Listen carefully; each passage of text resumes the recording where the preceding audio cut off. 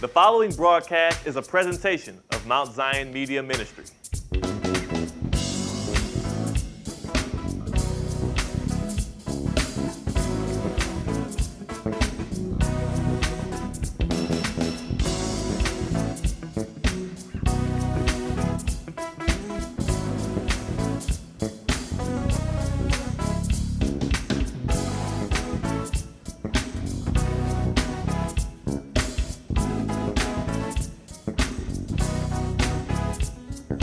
Will you mark the moment or maximize the moment? And a quick recap of what I'm talking about. We have been given moments like the children of Israel, moments that disrupted our lifestyle, crisis, if you will, that caused us to look for an answer to our problems, to find different ways to continue to live the life that God called us to live. I have come that you might have life and have it more abundantly. But here is the dilemma. We are given moments throughout history. Every generation have had moments when they've had to make a choice about responding to a crisis, to a pandemic, to something that has happened that has opened the door for the possibility of change for the better. And we, in the past few months, have been given moments.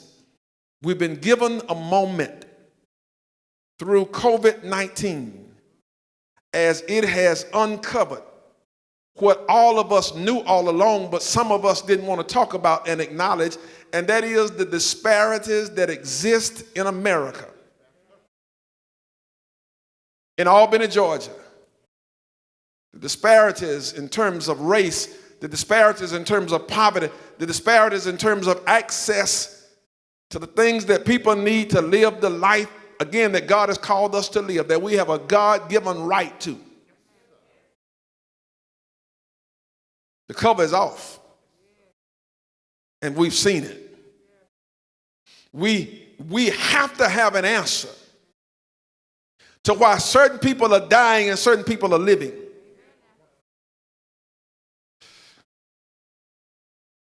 A moment. Mr. Floyd, Mr. Aubrey, and the others, but in particular Mr. Floyd, whose death caught the attention of the whole world. 8 minutes, 46 seconds. I cannot breathe. Your knee is on my neck. And there is no kind of sensitivity to the plea, even calling for my mama. And the brutality and continues, but it only uncovered what we already know. That this justice system that we are in is not justice for all. And that all people are not seen alike, and all lives don't have equal value. The cover has been taken off.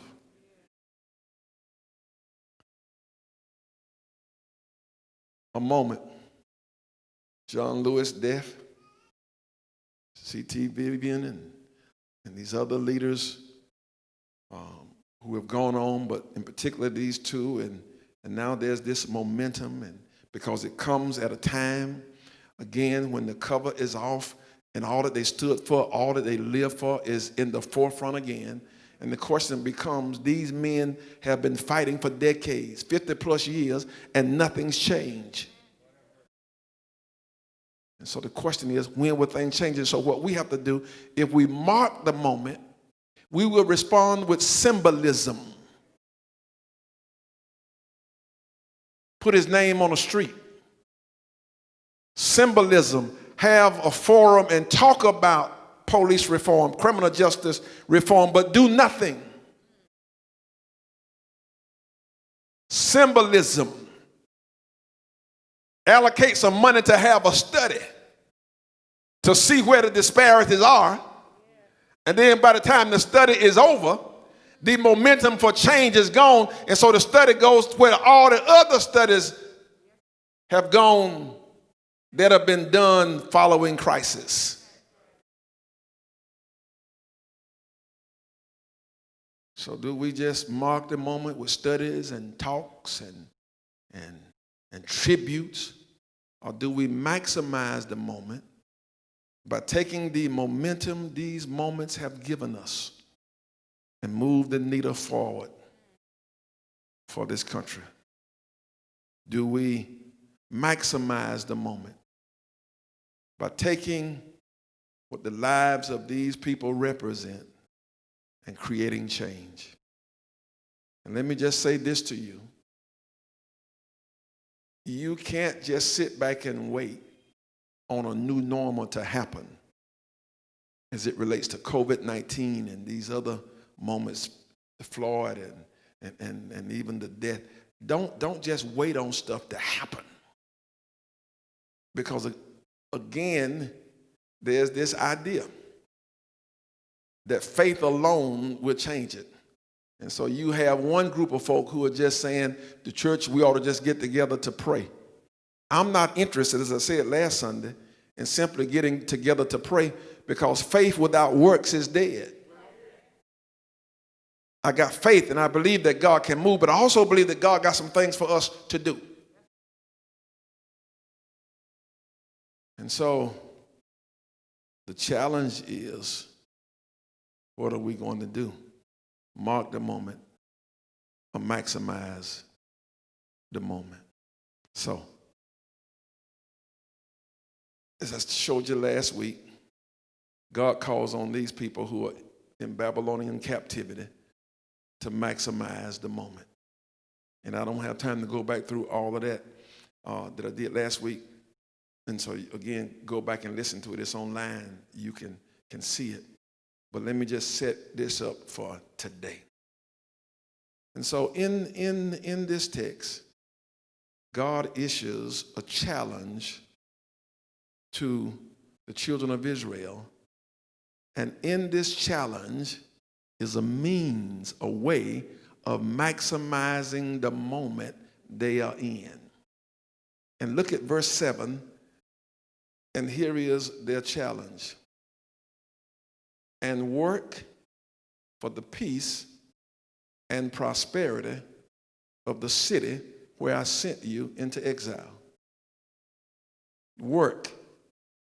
Be proactive. Do some things to work for the peace of the city where you are, for the prosperity of the city where you are. And then pray to the Lord for it. And notice, it's not, he didn't just say pray for it, but also work for it. Work for it and then pray for it. For its welfare will determine your welfare. Now, when you look at that on the surface, it seemed pretty, good. That's a good thing to do. But if you notice, I said he issues a challenge to them.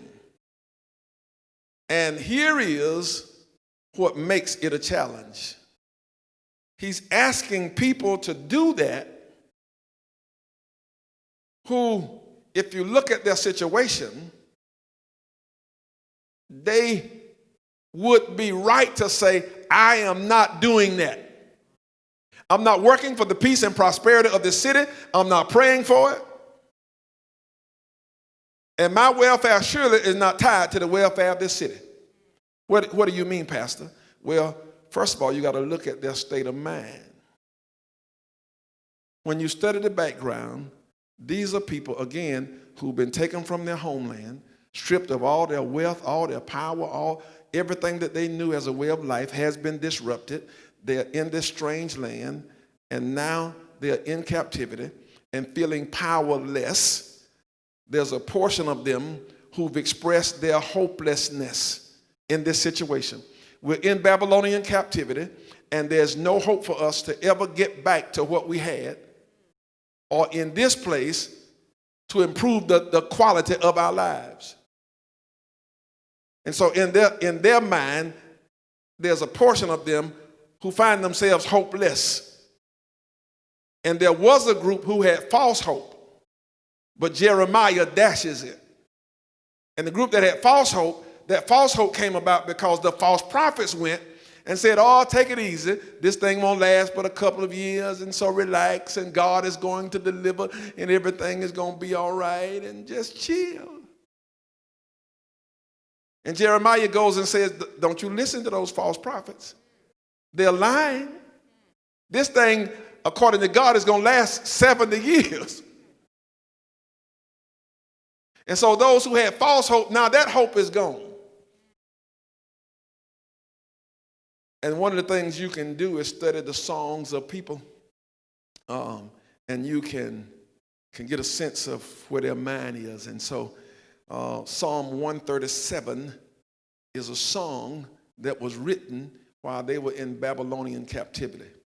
And listen at the first four verses, and you get a sense of their hopelessness. It says, by the rivers of Babylon, there we sat down. Yeah, we wept. We are crying. What are you crying? When we remembered Zion. Zion is their home. Zion is what used to be. They say we cried. And then the musician said, and we hung our harps on the willows in the midst thereof. In other words, they refused to play their instruments. No need us playing. Music means merry. There's no merriness here. There's no singing here. People who are hopeful sing. People who got faith sing. We are not singing. Listen. For they that carried us away required of us a song. They that wasted us required of us mirth, saying, sing us one of the songs of Zion. Let me unpack that real quick. I can't go deep, but let me unpack it. What they're saying is, we know about your worship. We know you are some demonstrative, celebratory people in your worship. That word mirth. And so let us see some of that. We know y'all had a king named David who shouted so much, he started shouting out of his clothes. We know y'all are people whose psalm said, come before the Lord with gladness, come before him with singing and thanksgiving. We know y'all know how to have church. Let us see some of that. Just saying one of them songs. And then verse 4 says, and this is what we said, how shall we sing the Lord's song in a strange land? We can't sing over here. There's nothing for us to sing for. So don't ask us to sing. That's evidence of their mindset and their hopelessness. So you're asking people who are hopeless to work for the peace and prosperity of a city, to pray for the prosperity that has contributed to their hopelessness. Now listen. Secondly, you got to consider the political, social, and economic state in which they exist. You got to see the cultural context. Politically, they are not a viable part of the political system. And politically, here is what you need to understand. Politics, plain and simple, is about who get what, when you get it, and how you get it. All the other definitions, and you can just put them up, but this is the bottom line. Who gets what? What citizens get what? When you get it, and how you get it. And because they are not a part of the political network, they are not getting anything. So when they get it and how they get it don't matter. So politically, they are feeling disenfranchised. Socially, because they are captives, they have been isolated, marginalized in the social system. And so they are not even allowed to participate fully in the social context of the world they're in. They're isolated to their own little world, and whatever social interactions and norms and mores they can develop and maintain on their own, as long as it's not a threat to the Babylonian power structure. And economically, there are structures in place to prevent them from benefiting from the economic viability, again, of the Babylonian Empire. There's plenty of money. There is no shortage of resources. It's just that they are not getting it. And then you say to them, work for the peace and prosperity of this city. Pray for it, because your welfare is tied to it. Brothers and sisters, let me say real quick, lest I keep y'all too long today. This is a choice for them to mark the moment of their Babylonian captivity by not engaging in activities that promote their uplift, that give them stability and strength as a community inside of a strange land. They could mark time, do none of this, and all they would have done is mark the moment with symbolism. No singing, no worship, nothing. Or they can maximize the moment and accept the challenge given to them from God and take the 70 years that they're going to be in captivity and transform it into a time of empowerment. And I'm saying to you that, like the Babylonians, we in America who are in this crisis, and in particular for Albany, when I get to the meat of this sermon, we've got to transform this time into a moment of empowerment. How do you do that, Pastor? Well, first thing we got to do is change our mindset. Change our mindset. We cannot be hopeless. We cannot sit around here waiting on some magic to happen, for some person to change our circumstance. But we must follow what God has said in this text. We must be proactive and create the transformative change that we want and need. Pastor, why is that? How can we do that? First of all, I want to say to you, because the challenge to us in verse number 7 of Jeremiah 29, it gives us realistic hope. Now, any hope that you put on a man, that's unrealistic.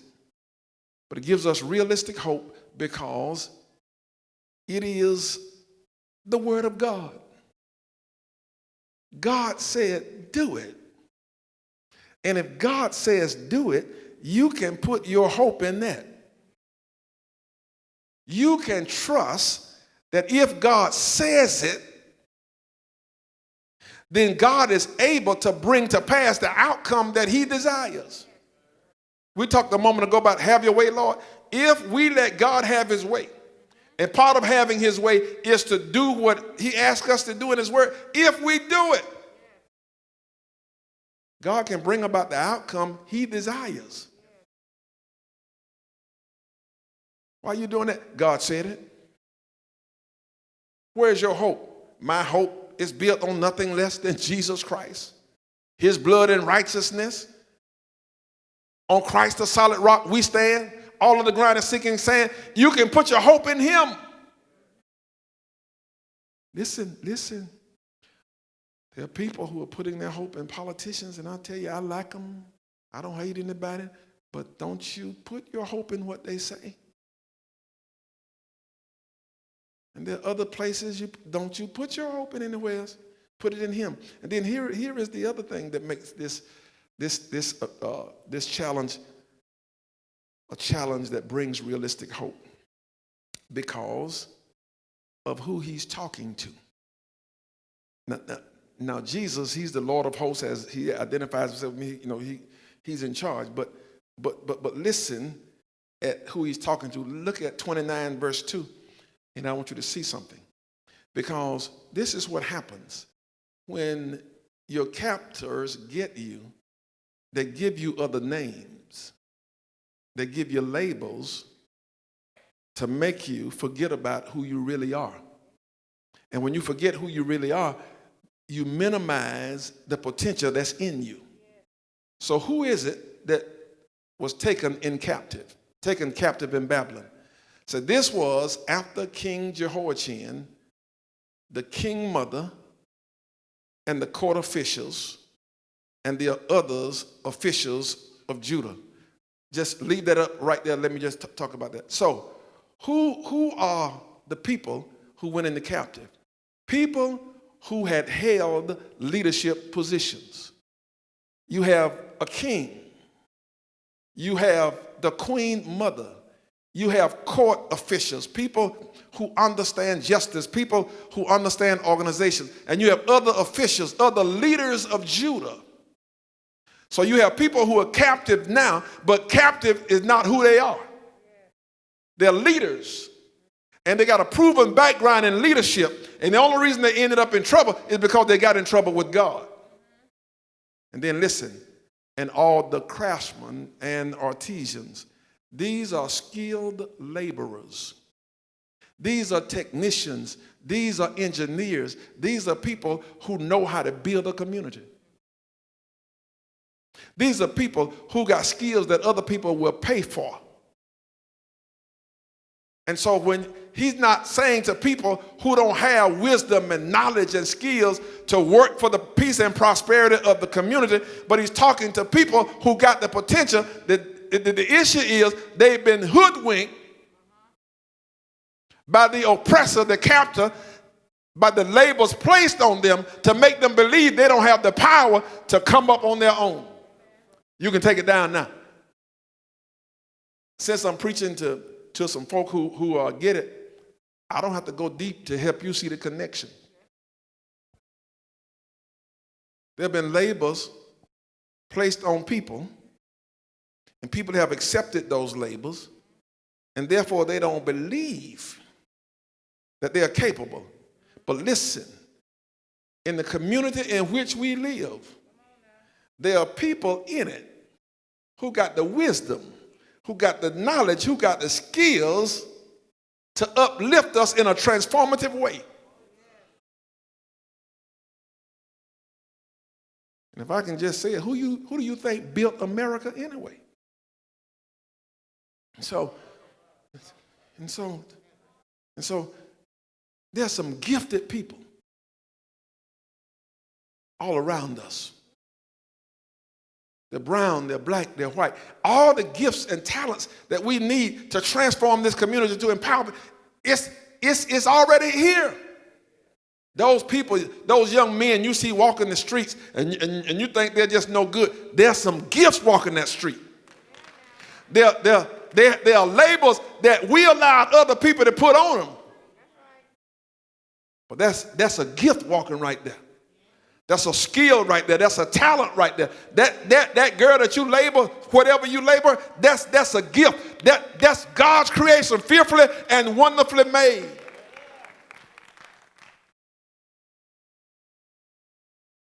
I don't know about you, but if, as a parent, I wouldn't go to a school meeting and allow somebody, when you start talking about my child, to call her by something other than her name or his name. You're not going to stick a label on him or her to help you not do your job. Because you can't hold his attention. Because you're boring. You need me to put him on medication to calm him down so you don't have to teach. It ain't going to happen. He's not a felon. He may have committed a crime and went to prison, but he's a man. I got to go. I can't stay long. And so to be proactive and to do what God is saying, to work for, to pray for, to get involved in peace and prosperity of the city. It's realistic. We can do it. And the next thing, it's redemptive. And redemption, or to be redemptive, mean I do something. I participate in some kind of activity that corrects or wrong or at evil. And so if we do what God says, we can correct the evil situation that we find ourselves in. And therefore maximize this moment. It's redemptive to work for peace in our city, in Albany, Georgia. Peace with myself. Because that's the first place. If you're not at peace with yourself, you can't be at peace with anybody else.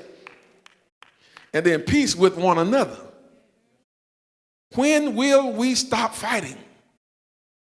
When will we come together and work for peace? And I'm not even talking about working for unity. I'm talking about working for peace. When will we collectively work for prosperity? And listen, as I work for prosperity and you work for prosperity and others, let me tell you something. In a capitalistic society, prosperity elevates your status. Your social condition will change. Your economic situation will change. Politically, it changes. There was a time in this country when Jews were treated badly. But you won't see that today. It's not because they stopped being Jewish. It's because economically they transformed their position in America. And I never forget a conversation that we had with a gentleman who was Jewish back when Amos called those girls nappy-head hoes at Rutgers University. He said to me and a preacher friend of mine, the difference in my community and yours is this. If he had said that about one of our people, he would have been off the air before the night was over. And there wouldn't have been any kind of back and forth, but y'all got to fight for it. And the reason is you have no economic power. For years, people have said, oh, these mascots are offensive. Oh, don't call your team the Redskins. Forget y'all. I'm not changing the name of our mascot. The Redskins is not racist. It's not da-da-da-da-da. But as soon as FedEx start talking about pulling the money away, all of a sudden there's a change. You know what? We think that Redskin is a little offensive and we think it's time to change. Yeah, money changed you. And all you craftsmen and artisans and queens and kings and leaders, if you just take it and elevate yourself, maximize this moment with the opportunities that have been created.